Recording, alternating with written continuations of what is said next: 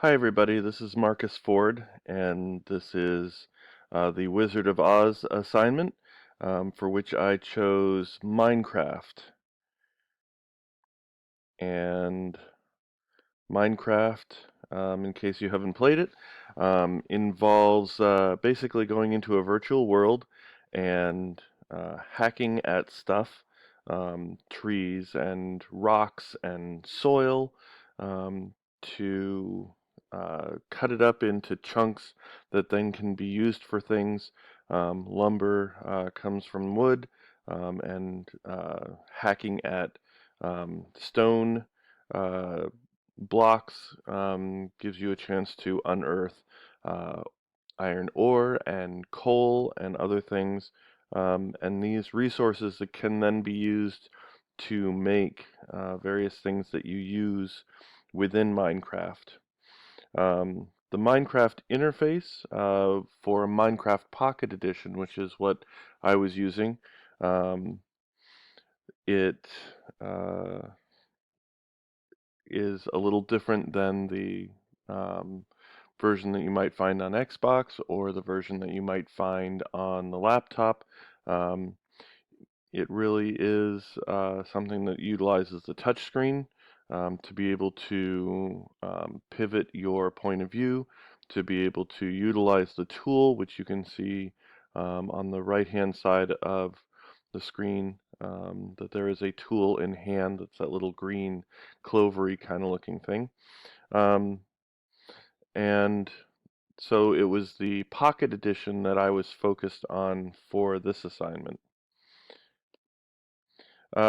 You can change a bunch of settings for the interface.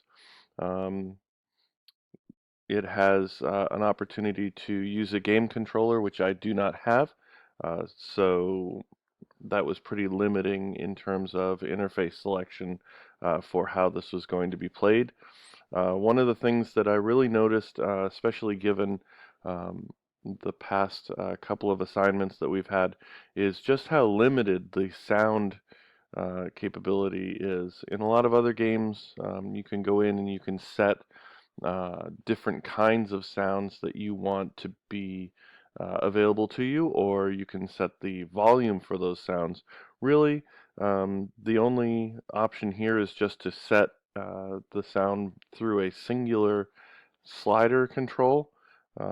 So it's very limited, and that's part of what I found in Minecraft is that I always knew that it was a visual game, but I never really appreciated just how visual it is and how limited um, the sound is. And without a game controller that has force feedback, really sound is the only other modality that we could use in this particular case.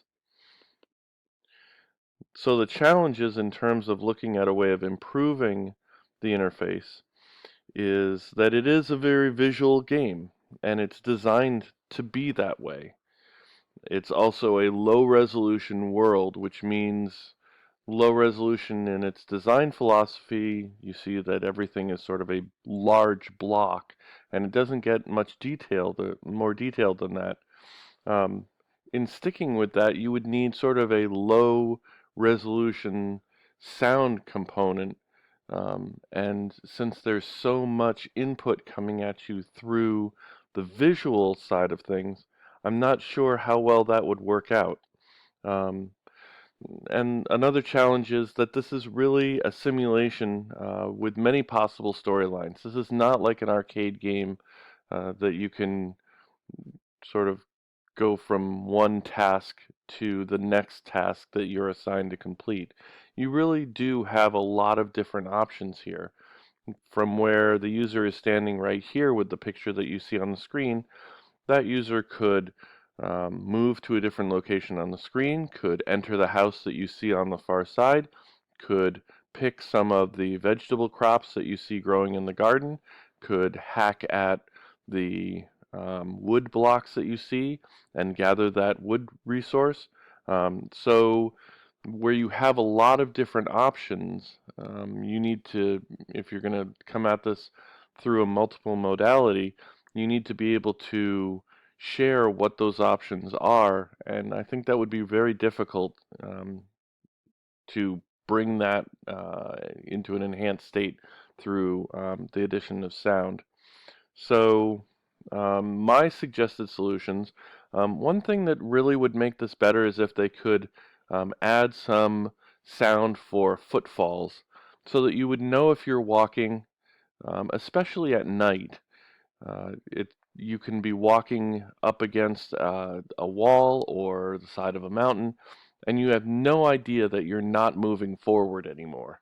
But if we had footfalls that you could hear, you would know that. And even more importantly, you would know if you had fallen into a body of water, because if that happens, if you're not paying attention to the little bubbles that you see on the screen, you will drown, and that's a negative outcome. Um, when you're going at one of these block resources, for example, if I had a hatchet and I was chopping away at one of these logs that you see in front of you right here, it would be neat to have some kind of sound that would change in pitch or intensity or in volume to indicate that you were making progress through the chopping up of that resource. You see something visual on the screen, the block will begin to fragment as though it's a crystal with cracks in it, and eventually it will sort of pop and do a small explosion to indicate that you've completed the task of rendering that raw material into a resource that you can use. But there's no real sound that matches that, and that would be really handy. Um, and the last piece of this, quite frankly, is perhaps just a starting from scratch and to come at this from a different point of view.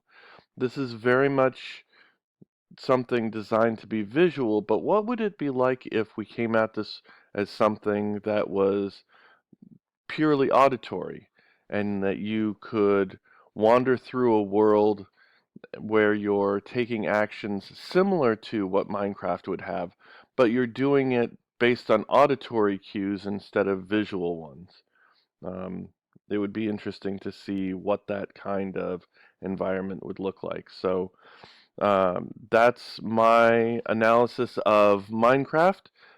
It was a lot of fun to do this project. My partner was my son, who's 14 years old and is a great Minecraft aficionado.